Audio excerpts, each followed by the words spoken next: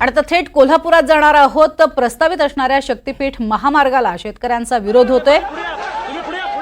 महाविकास आघाडीचे सर्वच नेते सध्या आपण बघतोय हिरिरीने यामध्ये सहभागी झालेले आहेत।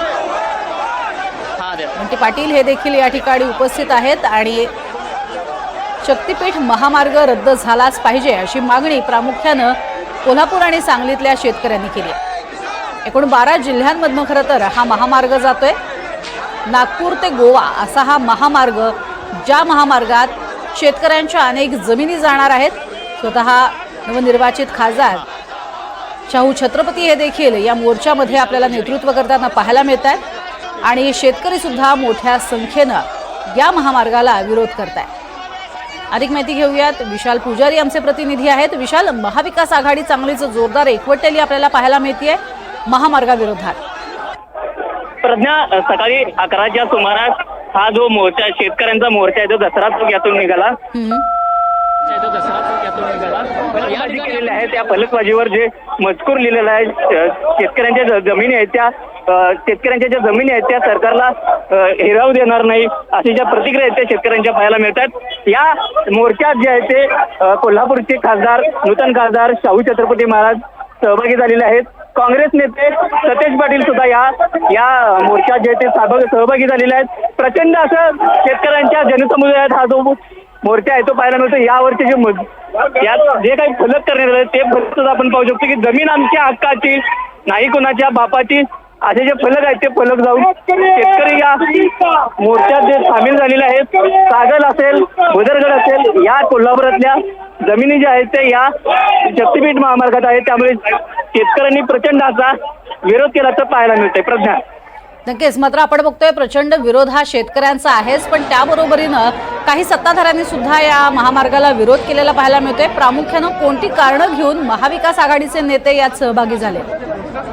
शेतकऱ्यांच्या ज्या जमिनी आहेत या जमिनी शक्तीपीठ महामार्गात जाणार आहेत, त्यामुळे शेतकऱ्यांचे कुठेतरी जर का जमिनी गेल्या तर शेतकऱ्यांचे हाल होतील अशा अपेक्षा या महाविकास आघाडीनं सांगितलेल्या आहेत, अशी जी मतं आहेत ती सांगितलेली आहेत। शेतकरी कुठेतरी वाऱ्यावर येईल आणि या शेतकऱ्यांसाठी महाविकास आघाडी असेल, इंडिया आघाडी असेल, यांच्या वतीने ही जी संपूर्ण नेतृत्व आहे ते नेतृत्व मोर्चाचं करण्यात आलेलं आहे। प्रज्ञा, नक्कीच विशाल, मात्र हे नेतृत्व करत असताना आपण बघतोय काही महत्त्वाचे मुद्दे ठेवले गेलेले आहेत। या मुद्द्यांमध्ये शेतकऱ्यांच्या जमिनी अधिग्रहित होणं हा तर मुद्दा आहेच, पण त्या व्यतिरिक्त काही मुद्दे आहेत का? यापूर्वी जसं आपण पाहिलं होतं की या संपूर्ण महामार्गामुळे मोठ्या प्रमाणात पूरस्थिती किंवा पूरजन्य स्थिती गावागावांमध्ये येऊ शकते असा सुद्धा एक प्रकारचा आरोप होत होता। या व्यतिरिक्त अशा स्वरूपाचे काही आरोप केले जात आहेत का की ज्यामुळे या महामार्गाला विरोध होतोय?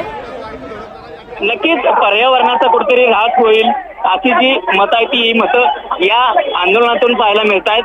शेतकऱ्यांचं कुठेतरी नुकसान होईल आणि शेती असेल, पर्यावरण असेल, या घटकावर याचा सगळ्यात मोठा परिणाम होईल अशी जी मतं आहेत या महाविकास आघाडीकडून मांडले जातं पाहायला मिळत आहेत। नक्कीच विशाल, मात्र अशा पद्धतीनं आपण पाहिलं होतं समृद्धी महामार्ग सुद्धा होत असताना विरोध होताना पाहायला मिळाला होता, मात्र शेतकऱ्यांना मोबदला देण्यात आला आणि त्यानंतर तो विरोध मावळला होता। जर या शेतकऱ्यांना अशा स्वरूपाचा मोबदला मिळाला तर हा विरोध मावळेल का? काही बोलणं झालंय का शेतकऱ्यांशी या संदर्भात? नक्कीच, शेतकरी ज्या पद्धतीने निदर्शनं करतात याआधी सुद्धा शेतकऱ्यांनी निदर्शनं केलेली आहेत। गेल्या मार्चमध्ये शेतकऱ्यांनी निदर्शनं केलेली होती, आंदोलनं केलेली होती, तरी देखील सरकार आपल्या भूमिकेवर ठाम असल्याचं पाहायला मिळते। 2 ते 3 दिवसापूर्वी ते अधिसूचना काढल्याचं देखील सांगण्यात आलं आणि त्यानंतर पुन्हा शेतकऱ्यांमध्ये नाराजी व्यक्त झाली। हा जो शक्ती मार्ग आहे तो शक्ती महामार्ग जर का आता शेतकऱ्यांनी अजून तीव्र जर का लढा केला तर नक्कीच याचा जो यावर जी भूमिका आहे ती सरकारला घ्यावी लागेल। प्रज्ञा, नक्कीच, मुळात पूरपट्ट्यातनं हा महामार्ग जातोय आणि त्यामुळे नद्यांना अडथळे निर्माण होणार ही एक भीती व्यक्त केली जाते। या अनुषंगानं सरकारनं काही पावलं उचललेली होती का महामार्गाला घेऊन? याबद्दल काही कळू शकलेलं आहे का? कारण पूरस्थिती, पूरजन्य स्थिती जी आहे ती या मार्गामुळे निर्माण होईल ही देखील भीती व्यक्त केली जाते। यावर सरकारकडनं काही स्पष्टीकरण आलंय का? नक्कीच अशी देखील भीती व्यक्त केली जाते की जर का अशा प्रकारचा महामार्ग जर झाला तर कुठेतरी पूरजन्य परिस्थिती निर्माण होईल। जर का पुराचं पाणी जर का साचलं तर या संपूर्ण कोल्हापूर जिल्ह्याला पूर्वी सुद्धा महापुराचा फटका बसलेला आहे आणि पुन्हा एकदा असं जर का महामार्ग जर का बनवण्यात आले तर पुन्हा एकदा पुराचा फटका वाढेल असं सुद्धा शेतकऱ्यांच्या प्रतिक्रिया आहेत। नक्कीच विशाल, मात्र आपण बघतोय इतक्या मोठ्या संख्येनं शेतकरी जमलेले आहेत. सांगलीतनं सुद्धा काही शेतकरी इथे आलेले आहेत असं कळतंय, कारण एकूण 12 जिल्ह्यांचा हा प्रश्न आहे. 12 जिल्ह्यांमधनं हा महामार्ग जातोय. मात्र 12 जिल्ह्यांमधनं जात असताना विरोध मात्र कोल्हापूर सांगली पट्ट्यातनं जास्त होतोय. यामागचं विशेष काही कारण?